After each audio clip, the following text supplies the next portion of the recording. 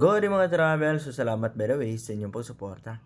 Salamat din sa ating mga bagong subscriber at salamat din sa mga viewers natin na palagi nakasuporta sa pagpanood. So sana hindi niyo kalimutan sa pag-subscribe mga travel. At dito, yung bundok nagkaroon ng talon dahil sa matinding pagbuhos ng ulan dito mga travel.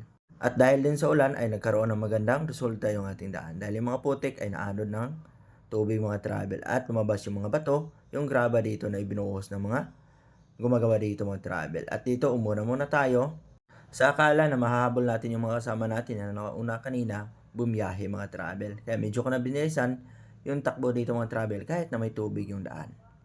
Pero wala namang problema yung ating motor at kapit na kapit yung kanyang gulong na bis tayo mga travel. At dito ko na tagpuan yung aking mga kasama o naabutan sila na yun, lahat kami ay magiging stranded dito. At dito, nakangiti lang yung mga kasama ko pero sa totoo lang ay talagang nagiginaw at saka nag-aalala kung makakatawid ba kami sa daan na to. At dito mga travel, syempre may dalawang tao na gustong subukan o sukatin yung agos ng tubig para sa ganun ay magkaroon kami ng kumpiyansa na tawirin ito. Dahil ito mga travel ay nagkaroon na ng sakuna nung una, dito ay may nawala ng buhay dahil sa ganitong sitwasyon sa tulay na to mga travel o spillway by the way.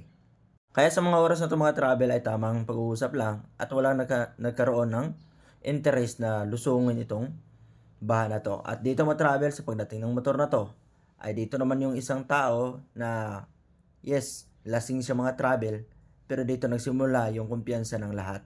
At dahil doon sa kanila ay ayun, itinulak yung motor mga travel patawid ng tulay kahit na rumaragas sa itong baha na to. At ngayon mga travel, dahil doon ay nagkaroon ng kumpiyansa yung isang tao na tumawid dito mga travel. At ito, yung kanyang motor ay Rusi lang.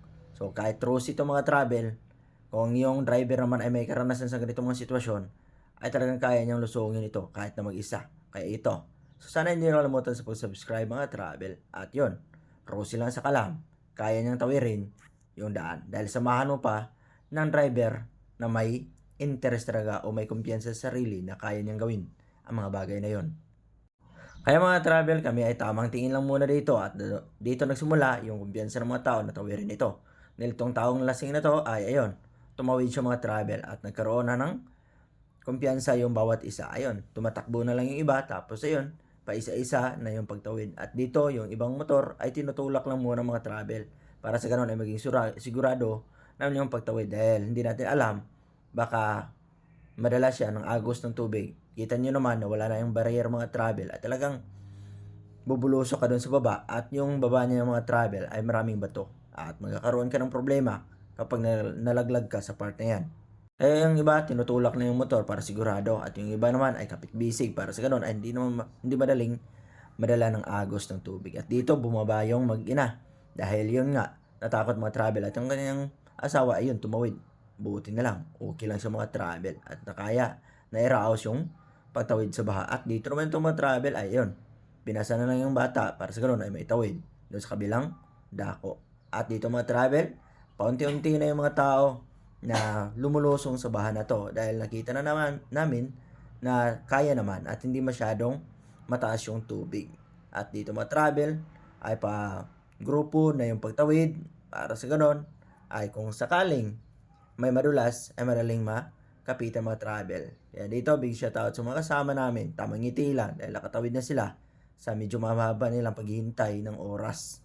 Dahil yun nga, pagdating nila mga travel ay medyo talaga mataas at saka medyo din malakas yung agos. At tayo dito mga travel ay susubukan na nating tumawid. Gamit ito ang ating minamahal na Winrex dahil ito yung ating kagapay sa ating mga biyahe mga travel, sa ating motovlog at sa ating mga trabaho mga travel. At salamat din sa kay Kuya na umalalay sa atin. At dito mga travel ay talaga nakakaduling yung pagtawid sa ganitong sitwasyon na baha mga travel. Yung maagos kumbaga, tapos may kaba ka pa sa sarili mo baka malaglag ka. Nako, pag nalaglag, no more. Kaya buti na lang, sa awa ng Panginoon ay tayo nakatawid ng maayos. Mission success. At salamat sa Panginoon na safety tayo nakatawid. At dito, nagsimula na tumawid yung mga kasama ko mga travel dahil nagkaroon na ng kumpiyansa. At dito naman, itong isang kasama namin ay siyang nagkwento nung umapaw na yung baha sa spillway mismo dahil sila yung nauna. Kaya yon, munti ka na daw sila abutan ng baha. At dito mga travel ay kailangan natin maging dispatcher muna para sa ganoon ay matulungan yung iba dahil kaya naman sa tao. At dito, ayan, tumatawid na yung mga Rosie. Kaya masasabi ko, Rosie pang malakasan. Dito naman yung budget. Tapos ito, hinataw bigla yung motor mga travel. Grabe to. Ayan, yung kanyang asawa ay nagalit dahil yun nga, bigla ang hinataw. Pero big shout out dahil grabe, ang taas ng kumpiyansa nila. At dito ma-travel, tayo mamaniho ng motor ni Pastor Solomon Soner. Para sa karon ay may tawid dito mga travel dahil medyo takot siya na itawid ito ang kanyang motor.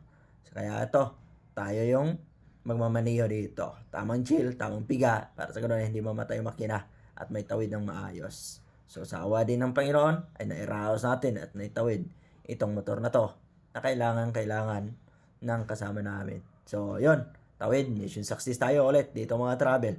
Kaya inaulit ko na, yung kasama ko ay yun, binalikan ko para sa ganon ay magkaroon sila ng kumpiyansa talaga na okay na yung baha, okay na yung daan, wala nang problema, pwede nang tawirin. Ay dito, sinabihan ko na itong kasama namin na tumawid ka na dahil habang hindi pa masyadong malaki yung tubig. Dahil pag lumaki itong tubig na itong mga travel, ay ayun, mahihirapan na kaming tumawid. Dahil kita nyo naman yung itsura ng spillway, yung gulo, yung tubig mismo, ay magiging problema talaga pag masyadong malakas yung agos ng tubig. Kaya tamang alalay lang sa mga tumatawid dito. At itong minivan na to, ay nagkaroon ng kumpiyansa. Kaya ayan, tumawid ng mga travel. So big shout out sa mga kasama namin na sila yung sumakay doon sa kanilang minivan para sa ganun ay maging mabigat at hindi madaling madala ng tubig. At dito naman yung multi-cab mga travel. Ayan. So paunti-unti mga travel ay unti-unti rin kami nakatawid lahat. At dito ang second to the last na makina na kailangan natin tawid mga travel. Ang ginawa natin ay tayong umuna mga travel para sa ganun ay tayong susundan para hindi siya maligaw. Kumbaga may sentro yung gulong doon mismo sa simentadong daan. So ayun, nakaraos din yung tinatawag namin na bao-bao mga travel. Kaya ito ang pinakauli, ang kulay blue na bao-bao. At dito sumakay na tayo mga travel para siguro ay maging mabigat at maging kumpiyansa na din yung driver na kayang-kaya niyang lusungin itong baha na to. So yun lang muna mga travel ang kaganapan namin dito. Ito yung ating may share. Winirex na palusong sa baha. Pero sa awa ng Panginoon, nakatawid lahat ng safety at walang nangyaring masama. So yun lang. Don't forget to subscribe my channel mga travel. Hanggang sa muli, ride safe and God bless!